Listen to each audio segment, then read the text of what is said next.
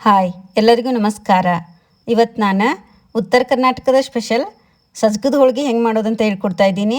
ಇದಕ್ಕೆ ನಾನು ಅಳತೆನೂ ಹೇಳ್ತಾ ಇದ್ದೀನಿ. ಇಲ್ಲಿ 1 ಕಪ್ ಮೈದಾ ತೊಗೊಂಡಿದ್ದೀನಿ ಮತ್ತು 1-2 ಸ್ಪೂನ ಚಿರೋಟಿ ರವೆ ತೊಗೊಂಡಿದ್ದೀನಿ. ಈ ಚಿರೋಟಿ ರವೆ ಹಾಕೋದ್ರಿಂದ ಈ ಸಜ್ಜಕದ ರುಚಿನೇ ಒಂಥರ ಬೇರೆ ಆಗಿರುತ್ತೆ ನೋಡಿ. ನಿಮಗೆ ಬೇಕಂದ್ರೆ ಹಾಕ್ಕೊಳ್ಬೋದು, ಇಲ್ರಿಗೆ ಮೈದಾ ಅಷ್ಟೇ ತೊಗೊಂಡು ಒಂದು ಸ್ವಲ್ಪ 1/4 ಚಮಚ ಅರಿಶಿನ ಮತ್ತು ಒಂದು ಸ್ವಲ್ಪ ಉಪ್ಪು ಮತ್ತು 1-2 ಸ್ಪೂನ್ ಎಣ್ಣೆ ಹಾಕ್ಕೊಂಡು ಈ ಥರ ಮಿಕ್ಸ್ ಮಾಡ್ಕೊಳ್ಬೇಕು. ನಾವು ಅರಿಶಿನ ಮತ್ತು ಎಣ್ಣೆ ಎಲ್ಲ ಬದಿಗೆ ಹತ್ತುವರೆಗೂ ನಾವು ಈ ಥರ 1 ಮಿನಿಟ್ ನಾವು ಈ ಥರ ಕೈಲೇ ತಿಕ್ಕಿ ಉಂಡೆ ಗಾತ್ರ ಬರೋವರೆಗೂ ನಾವು ಇದನ್ನು ಮಿಕ್ಸ್ ಮಾಡ್ಕೊಳ್ಬೇಕು.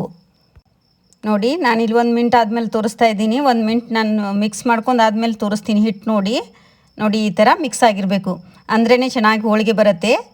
ಈಗ ನಾವು ನಮಗೆ ಎಷ್ಟು ನೀರು ಬೇಕೋ ಅಷ್ಟು ನೀರು ನೋಡ್ಕೊಂಡು ನಾವು ಇದನ್ನು ಮಿದುವಂಗೆ ಕಲಿಸ್ಕೋಬೇಕು. ಹಿಟ್ಟನ್ನು ನಾವು ಸ್ವಲ್ಪ ನೀರು ಹಾಕೊಂಡು ನಾವು ಹಿಟ್ಟನ್ನು ಕಲಿಸ್ಕೋಬೇಕು. ಒಮ್ಮೆಲೆ ನೀರು ಹಾಕೊಂಡ್ರೆ ಹಿಟ್ಟು ತಿಳುವಾಗತ್ತೆ.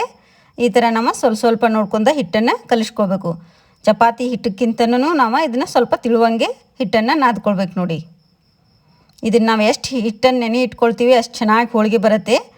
ಅಥವಾ ಇದನ್ನು ಹಾಫ್ ಆನ್ ಅವರ್ ಒಳಗೆ ಮಾಡಿದ್ದೀನಿ, ಅರ್ಧ ತಾಸು ಒಳಗೆ ನಾನು ಇದನ್ನು ಮಾಡಿದ್ದೀನಿ. ಹೋಳಿಗೆನ ಬೇಳೆ ಬೇಯಿಸಿದೆ ಅಥವಾ ಮನೆಗೆ ಯಾರು ಗೆಸ್ಟ್ ಬಂದರೆ ಈ ಥರ ನಾವು ಹೋಳಿಗೆನ ಮಾಡ್ಕೊಳ್ಬೋದು. ನೋಡಿ ಸಜ್ಜಕದ ಹೋಳಿಗೆ ನಾವು ಉತ್ತರ ಕರ್ನಾಟಕದ ಸ್ಪೆಷಲ್ ಸಜ್ಜಕದ ಹೋಳಿಗೆ ನಾವು ಮಾಡ್ತೀವಿ. ಈಗ ಇದನ್ನು ಒಂದು ಅರ್ಧ ತಾಸು ನೆನೆ ಹಿಡಿದ್ರೊಳಗೆ ನಾವು ನೆನೆಯಲ್ಲಿ ಈಗ ನಾನಿಲ್ಲಿ 1 ಕಪ್ ಬೆಲ್ಲ ಕಟ್ ಮಾಡ್ಕೊಳ್ತೀನಿ. ನೀವು ಕುಟ್ಕೊಳ್ಬೋದು ಅಥವಾ ತುರಿದನೂ ಇಟ್ಕೊಳ್ಬೋದು. ಇದೇ ಅಳತೆಯಲ್ಲಿ ಹೇಳ್ತಾ ಇದ್ದೀನಿ. ಯಾರಾದರೂ ಹೊಸವಾಗಿ ಮಾಡೋರು ಈ ಥರ ಅಳತೆ ಇಟ್ಕೊಂಡು ಮಾಡ್ಕೊಳ್ಳಿ, ಕರೆಕ್ಟಾಗಿ ಬರುತ್ತೆ. ಬೆಲ್ಲ ಇದು ಆರ್ಗ್ಯಾನಿಕ್ ಬೆಲ್ಲ, ನಿಮ್ಮ ಮನೆಯಲ್ಲಿ ಯಾವುದಿರುತ್ತೆ ಆ ಬೆಲ್ಲನ ಹಾಕ್ಕೊಳ್ಬೋದು.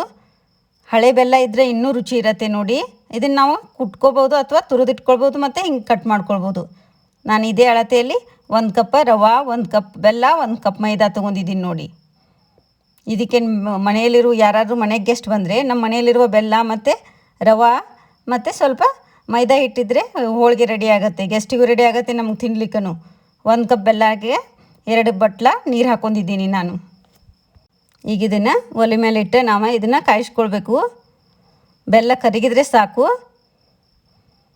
ಬೆಲ್ಲ ಪಾಕ್ ಬರೋದು ಬೇಡ, ಬೆಲ್ಲ ಕರಗಿದ್ರೆ ಅಷ್ಟೇ ಸಾಕು, ಅಂದ್ರೇ ಅದರ ಅಳತೆ ಕರೆಕ್ಟಾಗಿರುತ್ತೆ. ಈಗ ಇದಕ್ಕೆ ನಾವು ಏಲಕ್ಕಿ ಮಸಾಲೆನ ಮಾಡ್ಕೊಳ್ಳೋಣ ಸ್ವಲ್ಪ. ನೋಡಿ ನಾನಿಲ್ಲಿ ಒಂದು 4-5 ಏಲಕ್ಕಿ ತೊಗೊಂಡಿದ್ದೀನಿ. ಅದ್ರಾಗ 3 ಏಲಕ್ಕಿ ಹಾಕ್ಕೊಳ್ತೀನಿ. ನೋಡಿ ಏಲಕ್ಕಿ ಅಥವಾ ಮತ್ತು ಲವಂಗ, ಜಾಕಾಯಿನೂ ಹಾಕ್ಕೊಳ್ಬೋದು. ಸ್ವಲ್ಪ ಫ್ರೈ ಮಾಡಿ ನಾನಿಲ್ಲಿ ಹಸಿದನ್ನು ಹಾಕ್ಕೊಳ್ತಾ ಇದ್ದೀನಿ. ನೋಡಿ ಇದಕ್ಕೆ ಸ್ವಲ್ಪ ಇದನ್ನು ಕುಟ್ಕೊಳ್ಬೇಕು. ನೀವು ಕುಟ್ಟಾಣಿಯಲ್ಲಿ ಕುಟ್ಕೊಳ್ಬೇಕಾದ್ರೆ ಕಲ್ಲಲ್ಲೂ ಕುಟ್ಕೊಳ್ಬೋದು. ಇದು ಇನ್ನೂ ಸ್ವಲ್ಪ ನುಣ್ಣಗಾಗ್ಲಂತೇಳಿ ನಾನು ಸ್ವಲ್ಪ ಸಕ್ಕರೆ ಹಾಕ್ಕೊಳ್ತಾ ಇದ್ದೀನಿ. ಅಥವಾ ನೀವು ಮಿಕ್ಸಿಯಲ್ಲಿ ಏಲಕ್ಕಿ ಮತ್ತು ಲವಂಗ ಮತ್ತು ಸಕ್ಕರೆನ ಈ ಥರ ನೀವು ಮಿಕ್ಸಿಯಲ್ಲಿ ಪೌಡರ್ ಮಾಡ್ಕೊಳ್ಬೋದು. ಈ ಥರ ರೆಡಿಯಾಗಿರಬೇಕು. ಇದು ತರಿಯಾಗಿದ್ರೂ ನಡೆಯುತ್ತೆ. ನಮಗೆ ಸಜ್ಜಕ ಅಂದರೆ ದಪ್ಪಗೆ ಬರುತ್ತೆ, ನಡೆಯುತ್ತೆ. ಇದು ಬಾಯಿಗೆ ಸಿಕ್ಕರೆ ಸಾಕು. ಈಗ ನೋಡಿ ಇಲ್ಲಿ ಬೆಲ್ಲ ಈ ಥರ ನೋಡಿ ಪೂರ್ತಿ ಬೆಲ್ಲ ಕರಗಿರಬೇಕು, ಪಾಕ ಬಂದಿರಬಾರ್ದು, ಅಂಟು ಪಾಕನೂ ಅಲ್ಲ, ಬೆಲ್ಲ ಕರಗಿದ್ರೆ ಸಾಕು. ನೋಡಿ ನಾವು ಬೆಲ್ಲ ಕರಗೋವರೆಗೂ ರವಾನೂ ಅಳತೆ ಹೇಳ್ತೀನಿ. ನೋಡಿ ಅದೇ ಅಳತೆಯಲ್ಲಿ ನಾನು ಇಲ್ಲಿ ಸಜ್ಜಕ ತೊಗೊಂಡಿದ್ದೀನಿ. ಸಜ್ಜಕದ ರವೆ ಅಂತೀವಿ ನಾವು. ಇದು ಚಿರೋಟಿ ರವೆನೂ ಅಲ್ಲ, ದಪ್ಪ ರವಾನೂ ಅಲ್ಲ, ಸಜ್ಜಕದ ರವೆ ಈ ಥರ ಬರುತ್ತೆ. ನೋಡಿ ಸಜ್ಜಕದ ರವೆ ಅಂದರೆ ಮೀಡಿಯಮ್ ಇರುತ್ತೆ, ಇದಕ್ಕೆ ಸಜ್ಜಕ ಅಂತೀವಿ, ಸಜ್ಜಕದ ರವೆ. ಈಗ ನಾನು ನೋಡಿ ಬೆಲ್ಲನೂ ಕರಗಿದೆ. ಈಗ ಇದು 1 ಕಪ್ ರವೆ, 1 ಕಪ್ ಬೆಲ್ಲ, 1 ಕಪ್ ಮೈದಾ ಇದ್ದರೆ ಸಾಕು. ನೋಡಿ ಈಗ ಬೆಲ್ಲ ಕರಗಿದೆ, ಪೂರ್ತಿ ಕರಗಿದೆ. ನೋಡಿ ಈಗ ಇದಕ್ಕನ್ನು ನಾವು ರವೆ ಮಿಕ್ಸ್ ಮಾಡ್ಕೊಂಡು ಉರಿನ ಕಡಿಮೆ ಇಟ್ಕೊಳ್ಬೇಕು. ಕಡಿಮೆ ಉರಿ ಇಟ್ಕೊಂಡು ನಾವು ಈ ಥರ ಮಿಕ್ಸ್ ಮಾಡ್ಕೊಳ್ಬೇಕು. ಇದು ಸ್ವಲ್ಪ ಗಟ್ಟಿ ಆಗುವವರೆಗೂ ನಾವು ಇದನ್ನು ಮಿಕ್ಸ್ ಮಾಡ್ತಾ ಇರಬೇಕು. ನೋಡಿ ಒಂದು ಅರ್ಧ ಮಿನಿಟಿಗೆ ಅಂದರೆ ಗಟ್ಟಿ ಆಗತ್ತೆ. ನಾವು ಅರ್ಧ ಮಿನಿಟನ್ನು ಅಲ್ಲೇ ನಿಂತ್ಕೊಂಡೇ ಈ ಥರ ಮಿಕ್ಸ್ ಮಾಡ್ತಾ ಇರಬೇಕು. ನೋಡಿ ಇದು ಈ ಥರ ಮಿಕ್ಸ್ ಆಗಿದೆ. ಈಗ ಇದಕ್ಕೆ ನಾವು ಪುಡಿ ಮಾಡಿದಂಥ ಏಲಕ್ಕಿ ಪೌಡ್ರನ್ನ ಹಾಕ್ಕೊಳ್ತಾ ಇದ್ದೀನಿ. ಈಗ ಏಲಕ್ಕಿ ಪೌಡರ್ ಹಾಕೊಂಡೇ ಇದನ್ನು ನಾವು ಮಿಕ್ಸ್ ಮಾಡ್ಕೊಳ್ಬೇಕು. ನೋಡಿ ಮಿಕ್ಸ್ ಮಾಡಿದ ವಿಡಿಯೋ ಸ್ಕಿಪ್ ಆಗಿದೆ. ನೋಡಿ ಅರ್ಧ ಮಿನಿಟ್ ಆದಮೇಲೆ ಹಿಂಗೆ ಗಟ್ಟಿನೂ ಆಗಿದೆ. ನೋಡಿ ಇದು ಈ ಥರ ಗಟ್ಟಿನೇ ಇರಬೇಕು, ಮತ್ತು ತಿಳು ಆದ್ರೆ ಸಜ್ಜಕದ ಹೋಳಿಗೆ ಬರಲ್ಲ.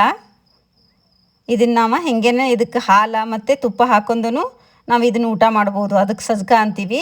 ಇದು ಸಜ್ಜಕದ ಹೋಳಿಗೆ ಗಟ್ಟಿನೇ ಇರಬೇಕು. ಒಂದು ಪ್ಲೇಟ್ ಮುಚ್ಚಿ ಸ್ವಲ್ಪ ಬಿಟ್ಟಿದ್ದೀನಿ. ನೋಡಿ ಈಗ ಅದು ಸಣ್ಣ ಉರಿ ಇಟ್ಕೊಂಡು ನಾನು ಒಂದು ಅರ್ಧ ಮಿನಿಟ್ ಬೇಯಿಸ್ಕೊಂಡಿದ್ದೀನಿ.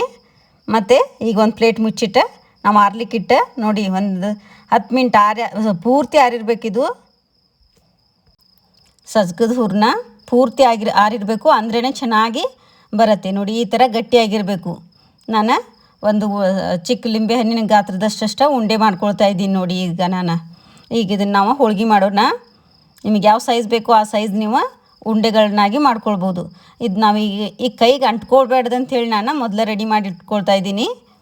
ನಮಗೆ ಎಷ್ಟು ಬೇಕೋ ಅಷ್ಟು ಹೋಳ್ಗೆಗಳನ್ನ ನಾವು ರೆಡಿ ಮಾಡಿ ಇಟ್ಕೋಬೇಕು ನೋಡಿ.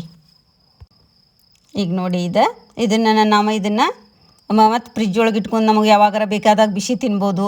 ಅಥವಾ ಇದಕ್ಕೆ ನಾವು ಇದನ್ನು ಸ್ವಲ್ಪ ತೊಗೊಂಡು ಒಂದು ಉಂಡೆ ಗಾತ್ರದ ಸ್ವಲ್ಪ ತೊಗೊಂಡು ಒಂದು ಅರ್ಧ ಗ್ಲಾಸ್ ಹಾಲು ಮತ್ತು ತುಪ್ಪ ಹಾಕೊಂಡು ಕಲಿಶನು ತಿನ್ಬೋದು ನೋಡಿ. ಆರೋಗ್ಯಕ್ಕೂ ಒಳ್ಳೆಯದಿದು. ಮಕ್ಕಳಿಗೂ ಕೊಡ್ಬೋದು ಅಥವಾ ಹಿರಿಯರಿಗೂ ಕೊಡ್ಬೋದು. ಶುಗರ್ ಇದ್ದವ್ರಿಗೂ ಒಳ್ಳೆಯದು ನೋಡಿ. ಇಲ್ಲಿ ಕನಕ ನೆನೆದಿದೆ. ಇದು ಹಿಟ್ಟು ನಾವು ಕನಕ ಅಂತೀವಿ ನೋಡಿ. ಇನ್ನೊಂದು ಸ್ವಲ್ಪ ಇದನ್ನು ನಾದ್ಕೊಳ್ತಾ ಇದ್ದೀನಿ. ಇದು ಕನಕ 2 ರಿಂದ 3 ತಾಸು ನೆನೆದ್ರೇ ಚೆನ್ನಾಗಿರತ್ತೆ. ಈ ಪಟಾಪಟ್ ಅಂತ ಮಾಡ್ಕೋದವರು ಈ ಥರ ನಾವು ಅರ್ಧ ತಾಸದೊಳಗೆ ಮಾಡ್ಕೊಳ್ಬೋದು ನೋಡಿ. ನಾನೇನು ಉಂಡೆ ನಾನು ಸಜ್ಗದ ಹೂರ್ಣನ ಒಂದು ದೊಡ್ಡ ಗಾತ್ರದಷ್ಟು ತೊಗೊಂಡಿದ್ದೀನಿ. ಮತ್ತು ಈ ಕನಕನ ಮುಕ್ಕಾಲು ಭಾಗ ತೊಗೊಂಡಿದ್ದೀನಿ. ಕನಕ ಜಾಸ್ತಿ ಇದ್ದರೆ ರುಚಿ ಇರಲ್ಲ, ಹೂರ್ಣ ಜಾಸ್ತಿ ಇದ್ರೇ ಹೋಳಿಗೆ ನೋಡಿ ಈ ಥರ ತುಂಬ್ಕೊಳ್ಬೇಕು. ನಿಮಗೆ ಮೊದಲು ಬರಲೇ ಇದ್ದವರು ಚಿಕ್ಕ ಸೈಜ್ ಮಾಡ್ಕೊಂಡು ಸಣ್ಣ ಹೋಳಿಗೆನ ಮಾಡ್ಕೊಳ್ಬೋದು. ಇದು ಪ್ರಾಕ್ಟೀಸ್ ಇದೆ, ರೂಢ ಇದೆ ಅಂಥೇಳಿ ನಾವು ಇದನ್ನು ದೊಡ್ಡಕ್ಕೆ ಮಾಡಿ ತೋರಿಸ್ತಾ ಇದ್ದೀನಿ. ನೀವು ಚಿಕ್ಕದಾಗಿ ಮಾಡ್ಕೊಂಡನ ನೀವು ಈ ಸಜ್ಗದ ಹೋಳಿಗೆನ ಮಾಡ್ಕೊಳ್ಬೋದು ನೋಡಿ.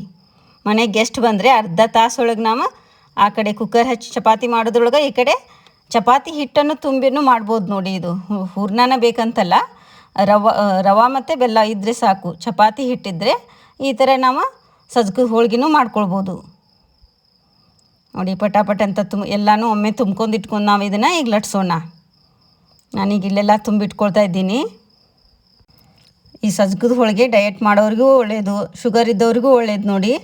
ಅಥವಾ ಯಾರಿಗೂ ಸರ್ಜರಿ ಆದವ್ರಿಗೂ ಒಳ್ಳೆಯದು. ಇದಕ್ಕೇನು ಜಾಸ್ತಿ ಎಣ್ಣೆ ಬೇಡ, ಪಟಾಪಟ್ ತುಪ್ಪನೂ ಬೇಡ. ತುಪ್ಪ ಮೇಲ್ಗಡೆ ಬೇಕಂದವರು ಹಾಕ್ಕೊಳ್ಬೋದು. ಸ್ವಲ್ಪ ಎಣ್ಣೆ ಬೇಯಿಸ್ಲಿಕ್ಕಿದ್ರೆ ಸಾಕು. ನೀವು ಒಮ್ಮೆ ರೆಡಿ ಮಾಡಿ ಇಟ್ಕೊಂಡ್ರೆ ಕೈ ಗಂಟಲ್ಲ ಅಂಥೇಳಿ ನಾನು ರೆಡಿ ಮಾಡಿ ತೋರಿಸ್ತಾ ಇದ್ದೀನಿ. ಸ್ವಲ್ಪ ಎಣ್ಣೆ ಹಚ್ಕೊಂಡು ಈಗ ನೋಡಿ, ನಿಮಗೆ ಯಾವ ಸೈಜ್ ಬೇಕೋ ಆ ಸೈಜ್ ಲಟ್ಟಿಸ್ಕೊಳ್ಳಿ ನೀವು. ಇದನ್ನು ಸ್ವಲ್ಪ ನೋಡಿ ಈ ಥರ ಉಂಡೆ ತೊಗೊಂಡು ಈಗ ಇದಕ್ಕೆ ಸ್ವಲ್ಪ ಕೆಳಗಡೆ ಎಣ್ಣೆ ಹಾಕೊಂಡು, ಅಥವಾ ನೀವು ಏನಾದ್ರು ಹೋಳಿಗೆ ಪೇಪರ್ ಇದ್ರೂ ಮಾಡ್ಕೊಬೋದು. ಎಣ್ಣೆದು ಇರತ್ತಲ್ಲ ಅದ್ರ ಪ್ಯಾಕೆಟ್ ಮೇಲೂ ನೀವು ಈ ಥರ ಒತ್ಕೊಳ್ಬೋದು ನೋಡಿ. ಹೋಳಿಗೆನ ಲಟ್ಟಿಸ್ಕೊಳ್ಬೋದು ನೋಡಿ. ನಿಮಗೆ ಯಾವ ಸೈಜ್ ಬೇಕೋ ಆ ಸೈಜ್ ನೀವು ಲಟ್ಟಿಸ್ಕೊಳ್ಬೋದು. ಈಗ ಇದು ರೆಡಿಯಾಗಿದೆ. ನೀವು ಮೊದಲು ಚಿಕ್ಕ ಸೈಜ್ ಮಾಡೋದನ್ನು ಕಲೀರಿ, ಆಮೇಲೆ ದೊಡ್ಡ ತಾನಾಗೆ ಬರುತ್ತೆ ನೋಡಿ. ಉತ್ತರ ಕರ್ನಾಟಕ ಸ್ಪೆಷಲ್ ಸಜ್ಗದ ಹೋಳಿಗೆನೇ ಅಂತೀವಿ ನೋಡಿ. ಈಗ ಸ್ವಲ್ಪ ಎಣ್ಣೆ ಹಚ್ಕೊಂಡು ಮೇಲ್ಗಡೆನ ನಾನು ಈಗ ಒಂದು ಕಾಲು ಚಮಚಷ್ಟು ಎಣ್ಣೆನ ಇಷ್ಟೇ ಸ್ವಲ್ಪ ಎಣ್ಣೆ ಹಚ್ಕೊಂಡು ನಾವು ಒಂದು ಸ್ಪೂನ್ ಸಾಯದಿಂದ ಎಲ್ಲ ಬದಿಗೂ ಹಚ್ಚಿ 2 ಬದಿಗೂ ನಾವು ಮೀಡಿಯಮ್ ಉರಿ ಇಟ್ಕೊಂಡು ಬೇಯಿಸ್ಕೊಳ್ಬೇಕು. ಕಡಿಮೆ ಉರಿ ಇದ್ರೆ ಬೇಯಲ್ಲ, ಮತ್ತು ಹೈ ಫ್ಲೇಮ್ ಇದ್ರೆ ಕಪ್ಪಗಾಗತ್ತೆ ನೋಡಿ. ಮೀಡಿಯಮ್ ಉರಿಲೇ ಬೇಯಿಸ್ಕೊಂಡ್ರೆ ಈ ಥರ ಗರಿಯಾಗಿ ಉತ್ತರ ಕರ್ನಾಟಕದ ಸ್ಪೆಷಲ್ ಸಜ್ಗದ ಹೋಳಿಗೆ ರೆಡಿಯಾಗಿದೆ ನೋಡಿ. 2 ಬದಿಗೂ ನಾವು ಚೆನ್ನಾಗಿ ಬೇಯಿಸ್ಕೊಳ್ಬೇಕು. ಊರಿನ ಮಧ್ಯಮ ಉರಿ ಇಟ್ಕೊಳ್ಳಿ. ಕಡಿಮೆ ಉರಿ ಇದ್ದರೆ ಹಸಿ ಹಾಕಾವು, ಜಾಸ್ತಿ ಇದ್ದರೆ ಕಪ್ಪಗಾಗತ್ತೆ ನೋಡಿ. ನೀವು ಹಿಂಗೆ ಬೇಕಂದ್ರೆ ಹಿಂಗೆ ತಿನ್ಬೋದು, ಅಥವಾ ತುಪ್ಪ ಬೇಕಂದರೆ ತುಪ್ಪ ಹಚ್ಕೊಂಡು ತಿನ್ಬೋದು. ಒಂದು ಸಲ ಟ್ರೈ ಮಾಡಿ ನೋಡಿ, ಹೆಂಗೆ ಬಂದಿದೆ ಅಂತ ಕಮೆಂಟ್ ಮುಖಾಂತರ ತಿಳಿಸಿ. ಲೈಕ್ ಮಾಡಿ, ಶೇರ್ ಮಾಡಿ, ಸಬ್ಸ್ಕ್ರೈಬ್